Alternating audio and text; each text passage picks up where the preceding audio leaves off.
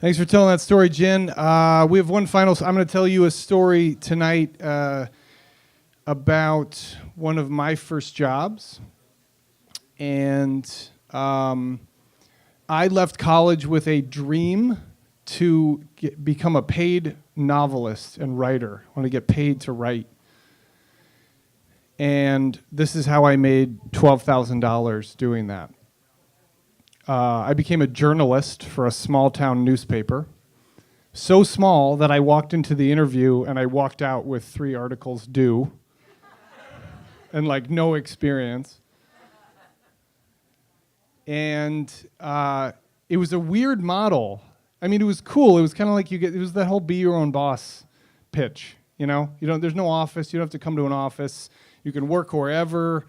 There was a ton of variety because I would go to all these different locations to interview people and take photos. Here's the economics of being a small town reporter. I got paid $30 per article. If I took a photo and they used it, I would get paid $15. And I was paid as a contractor, 1099, so there were no health insurance, there were no taxes taken out. And so in order to make I worked out, I had systems that I could make about $300 a week, which meant I had to write 8 to 10 articles every single week. And I was looking back at a list of some of the articles just to refresh my memory. Some of them are like, you read the title and you're like, pass. Why would I even want to know more? It's like, city discusses options on road.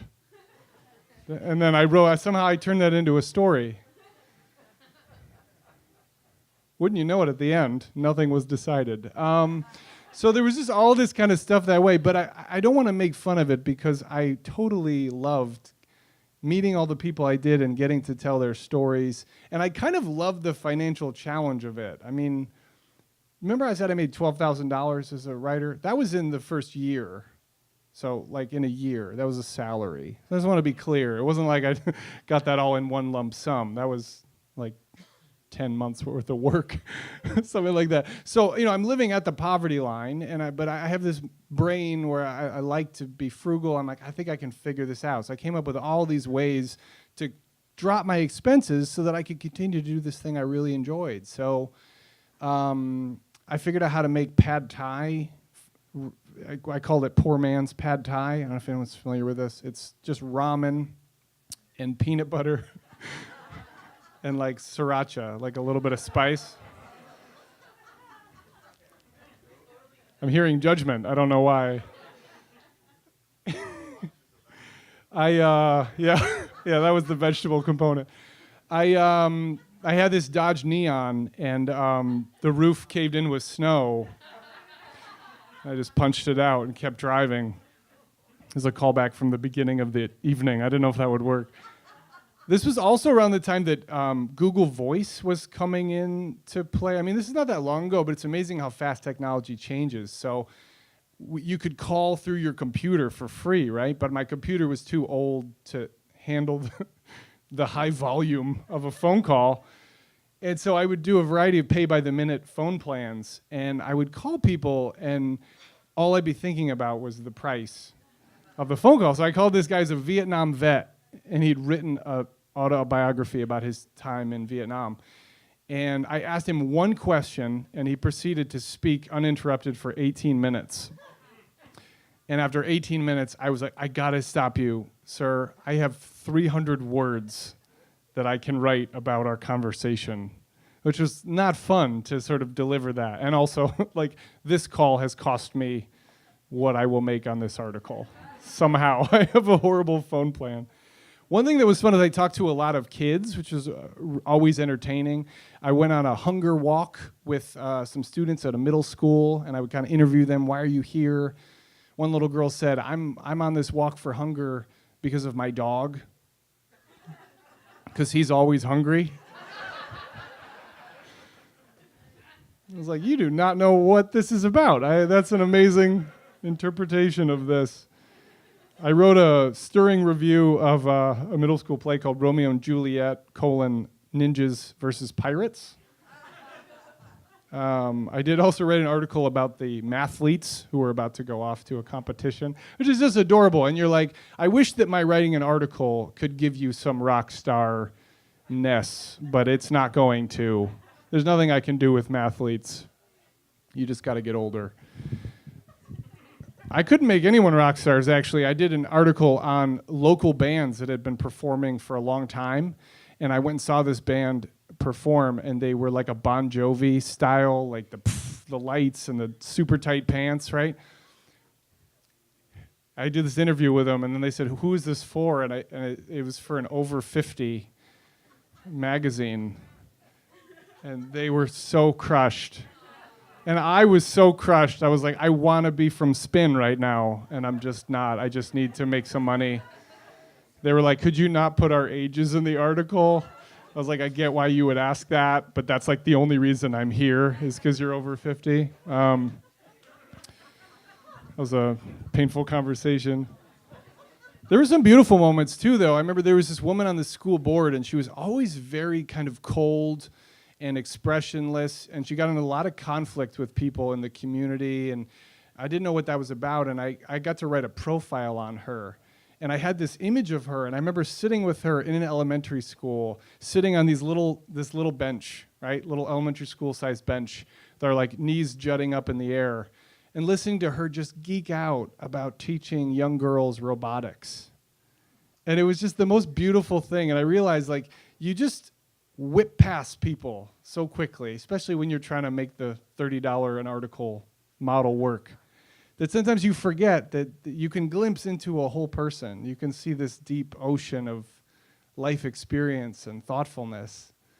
And I remember once I felt that, I just kept feeling that. I wrote down a few other examples. I did a story about a woman who wrote a book about her son dying from a drug overdose at like 20 years old. And because he died of a drug overdose, the newspapers had made it a whole thing, like a whole topical thing. And I just wanted to know her story. And she wrote me this long letter afterwards and said, you're the first press person who came to me and just cared about what I've been through. And that's when I started to feel like these things were seeping into my life, right? I was being touched by these people. And I met this math teacher who had somehow managed to teach 3 generations of the same family during his career as a math teacher, and he was super excited about the math of how that is even possible. To like an 18-year-old goes through his class, has a child, she becomes 18, has a child. They all went through his class. He did a whole breakdown on it and asked me to print it. My one last claim to fame was that I wrote an article about Lisa Loeb. If anyone remembers the 90s and remembers Reality Bites, if anyone's ever heard of radio ever, then you know Lisa Loeb, of course. And the one-hit wonder, Stay, was her song. I'm not going to sing it, but I'm seeing some nods. Anybody? Yeah. Is it going to happen? No, I can't tell if it's going to happen. I can keep moving. And so I got to interview her. She was playing at like the local, live venue, and she's like a famous person, and I'm literally nobody. And I called her on the phone, and I had to ask her. My editor asked me to ask, "What's it like being famous for one song from like 15 years ago or something like that?" I don't know if you can get this from me, but I'm not that kind of reporter. And so I asked her in a very polite way, and I had this kind of nice conversation with her, and I said, I just am curious, what's your perspective on this song? And she said, that song, I'm so grateful for it. Because of that one song, I have got to do a whole life of creativity and exploration and making people happy. And it was just like she just dropped this bomb of just brilliance on me, and I thought, God damn it, Lisa Loeb, right? It was this great moment. And so when I think about that job, I think that despite the horrible pay, I was a tourist in other people's passions. And for 2 years, the next year I didn't make $12,000, I made $30,000. But that was because I also had a 20-hour-a-week office job. So which I did 2 days a week. And they were like, what else do you do? Do you just sit at home? And I was like, no, I'm the head writer of a newspaper. That's why I work here, because the pay is so bad. So I made $30,000, and I thought to myself, it was very emotional. I was like, I've done it. I've made what I made at my first shitty job before that. And then tax time came. And I paid $4,000 in taxes. So that was sad. But I will say, when I think about that experience, what I think about mainly was that if we take the time to listen, then everyone around us has a story. And if you really look and really ask and really care, you realize that you and the people around you are all kind of fascinating. And that was worth $4,000 in taxes. That's my story. Thanks.